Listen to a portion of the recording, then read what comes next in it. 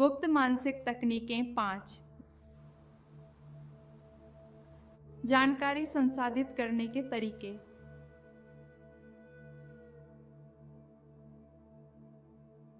हम एक दूसरे से यह दोहराते रहते हैं कि हम सूचना युग में जी रहे हैं और इसी वजह से हम खुद को इस विषय का विशेषज्ञ मानते हैं।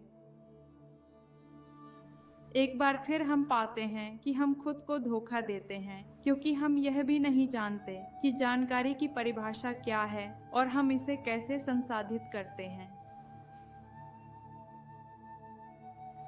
अगर अब तक हमने आपके साथ जो गुप्त मानसिक तकनीकें साझा की हैं, उनसे आप में कोई गहरा परिवर्तन नहीं आया है, तो इसका मतलब है कि आप उनका अभ्यास उतनी आवृत्ति या इरादे से नहीं कर रहे हैं जितना आवश्यक है, और न ही पर्याप्त रूप से लगातार कर रहे हैं।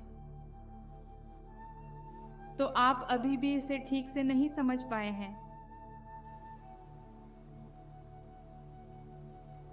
सूचना युग में रहना मतलब यह है कि हमें तकनीकी विकासों के बढ़ते हुए प्रभावों और मांगों के अनुसार खुद को लगातार ढालना होगा, और इसके लिए अनुकूलन अत्यंत आवश्यक है। जब हम विभिन्न पीढ़ियों की तुलना करते हैं तो हमें यह एहसास होता है कि जीवन शैली में कितनी तेजी से और लगातार बदलाव आ रहे हैं, और इसके साथ ही हमारी क्षमताओं और आवश्यकताओं को भी प्रभावित कर रही है।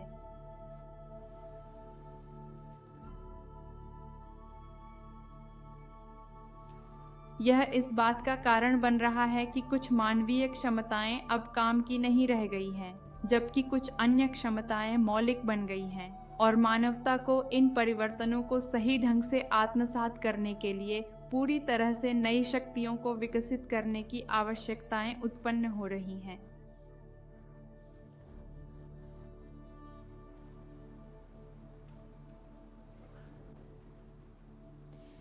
उदाहरण के लिए, आज से 20 साल पहले जानकारी उतनी महत्वपूर्ण नहीं थी जितनी आज है।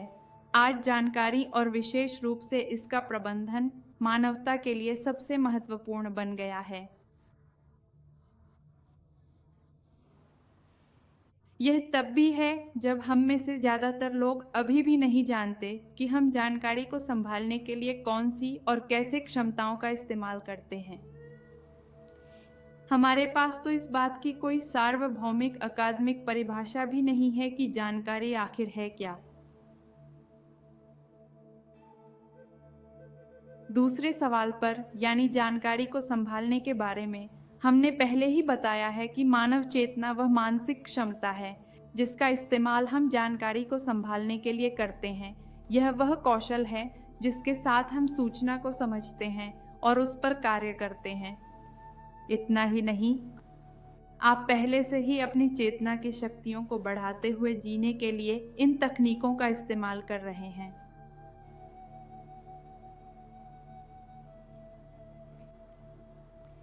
वर्तमान में हमें जानकारी संसाधित करने के 3 तरीके ज्ञात हैं: क्रमिक रूप से, समानांतर में और क्वांटम रूप से। हम में से ज्यादातर मनुष्य जानकारी को केवल एक एक करके ही संसाधित कर पाते हैं, अर्थात हम आमतौर पर एक ही समय में केवल एक ही अवधारणा का सामना करते हैं, जब तक कि वह बहुत जटिल न हो और इसे हम अपनी स्मृति में किसी चीज से या किसी ऐसे मान्यता प्राप्त और मान्य पैटर्न से जोड़ते हैं जिसे हमने अतीत में अनुभव किया था या देखा था। जब हम किसी ऐसी जानकारी को संसाधित कर लेते हैं जिसे हम जटिल मानते हैं, लेकिन वास्तव में वह होती नहीं, तो लगभग हमेशा ही हमें आराम करने की ज़रूरत महसूस होती है, क्योंकि किसी कंडीशनिंग की वजह से हम इस झूठी ज़रूरत का सामना करने के आदी हो चुके हैं।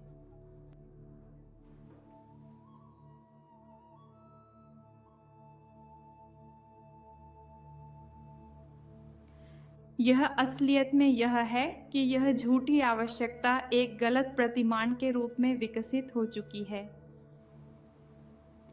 हमें जानकारी के छोटे छोटे टुकड़ों को क्रम में संसाधित करने के बाद थकान महसूस करने की कोई ज़रूरत नहीं है। हमने यह बाधा तब विकसित की थी जब हम बच्चे थे और स्कूल में पढ़ते थे, जहां सीखने की प्रक्रिया को हमारे लिए उबाऊ, थकाऊ और जटिल बना दिया गया था। आजकल यह सिद्ध हो चुका है कि शिक्षा और ज्ञान प्राप्त करना अत्यंत मनोरंजक तथा सुखद अनुभव हो सकता है।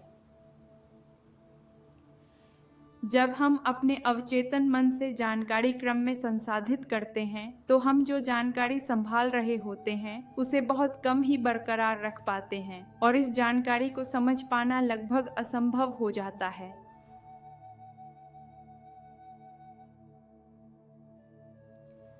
जब हम इसे अपने सचेत मन से करते हैं तो हम इस जानकारी को कहीं ज्यादा प्रभावी ढंग से संसाधित करते हैं और फिर इसे समझने लगते हैं ताकि बाद में इसे आत्मसात कर सकें।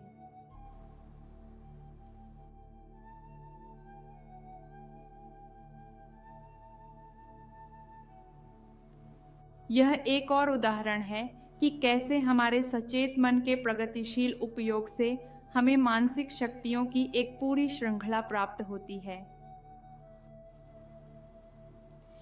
दिन में सिर्फ 2 या 3 हजार सेकंड अतिरिक्त अपने सचेत मन का उपयोग करने से हम एक दिन में सही ढंग से संसाधित की जाने वाली जानकारी की मात्रा को 10 गुना से अधिक बढ़ा सकते हैं और जिसे हम समझते हैं उसे 20 गुना से भी ज्यादा बढ़ा सकते हैं।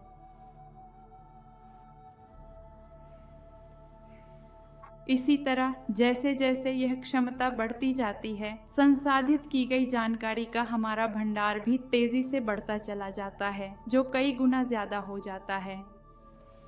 और इसी तरह हमारे मान्यता प्राप्त और मान्य पैटर्नों का भी उपयोग करते हुए यह कई दृष्टिकोणों से हमारी संज्ञानात्मक क्षमताओं को क्वांटम स्तर पर मजबूत करता है। इस तरह हम दूसरे दृष्टिकोणों से मिलने वाले अनगिनत अन्य लाभों को भी विस्तृत रूप से उजागर कर सकते हैं। लेकिन हमें लगता है कि इससे आप अवधारणा को अच्छी तरह से समझ गए होंगे।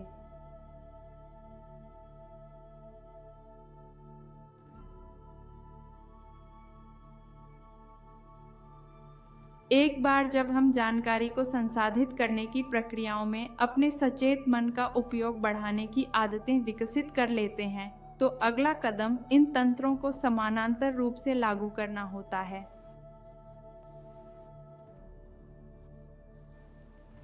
इस तरह से हम फिर से उस जानकारी की मात्रा को बहुत तेजी से बढ़ा सकते हैं जिसे हम संभाल सकते हैं, और इस प्रकार हम क्वांटम रूप से जानकारी संसाधित करना शुरू कर सकते हैं। और ये शक्तियां तो पहले से ही अकल्पनीय की श्रेणी में आती हैं। इन शक्तियों की कल्पना करना भी बहुत मुश्किल है।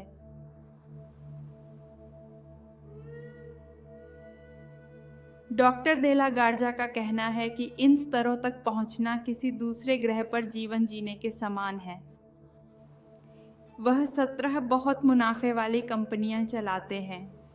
वह प्रतिदिन 1 या 2 पुस्तकें पढ़ते हैं और अपने जीवन के सर्वोत्तम समय की तुलना में हजारों गुना अधिक तीव्रता से जीवन का आनंद लेते हैं। यह बहुत कुछ कहता है क्योंकि डॉक्टर हमेशा से 1 अरबपति रहे हैं और अब 70 साल की उम्र में भी वह अपने सबसे अच्छे समय से भी ज्यादा सक्रिय हैं, जो सच में एक बड़ी बात है।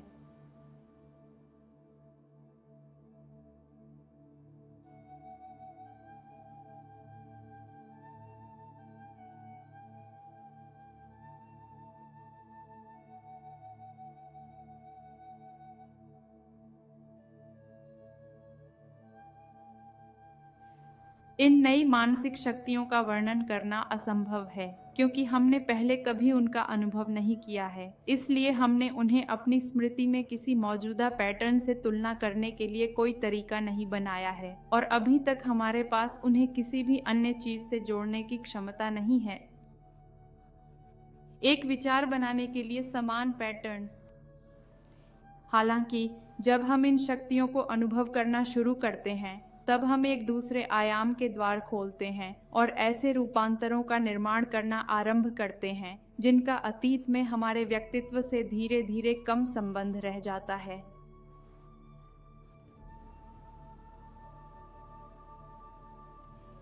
यह उन सभी बढ़ते हुए लाभों को रेखांकित करता है जिन्हें हमें अपने सचेत मन के निरंतर उपयोग के साथ सक्रिय करना शुरू करना होगा। जब भी हम यह महसूस करते हैं कि हम अपने सचेत मन का शायद ही कभी उपयोग करते हैं, तो हम उसे सक्रिय करते हैं और फिर हमें उसके उपयोग को बनाए रखने पर ध्यान केंद्रित करना पड़ता है।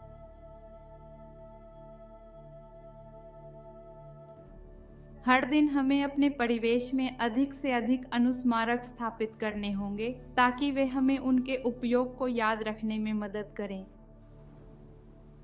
हमारी नई रचनात्मकता हमारी अद्भुत मानसिक शक्तियों में से एक है और हम इसका उपयोग नए अनुस्मारक बनाने में अपनी मदद करने के लिए कर सकते हैं।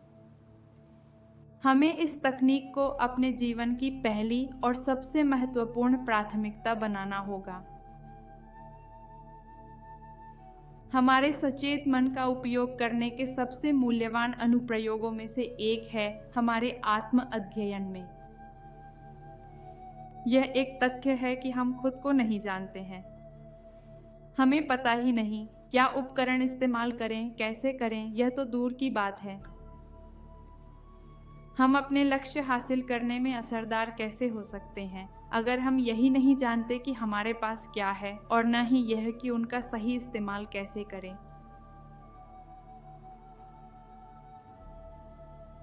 गुप्त मानसिक तकनीकों के गहन उपयोग का एक प्रमुख फल और एक महत्वपूर्ण परिणाम यह है कि वे हमें खुद को ज़्यादा से ज़्यादा जानने के लिए मजबूर करती हैं और इसके परिणाम स्वरूप हम स्वयं के साथ अपने संबंधों को महत्वपूर्ण रूप से बेहतर बनाते हैं।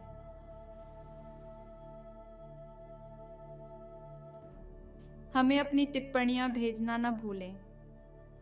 आपकी प्रतिक्रिया हमारे लिए बहुत ही मूल्यवान है। यह हमें बताने का तरीका है कि आपके व्यक्तिगत विकास के लिए हमें किस क्षेत्र पर ध्यान केंद्रित करना है। अगर गुप्त मानसिक तकनीकें आपको पहले से ही मदद कर रही हैं, तो आप गुप्त मानसिक तकनीक क्लब में शामिल हो सकते हैं, जहां आप क्वांटम भौतिकी में डॉक्टरेट के साथ सुपर चैट कर पाएंगे और यह आपको अपने व्यक्तिगत विकास को अगले स्तर तक ले जाने में सक्षम करेगा।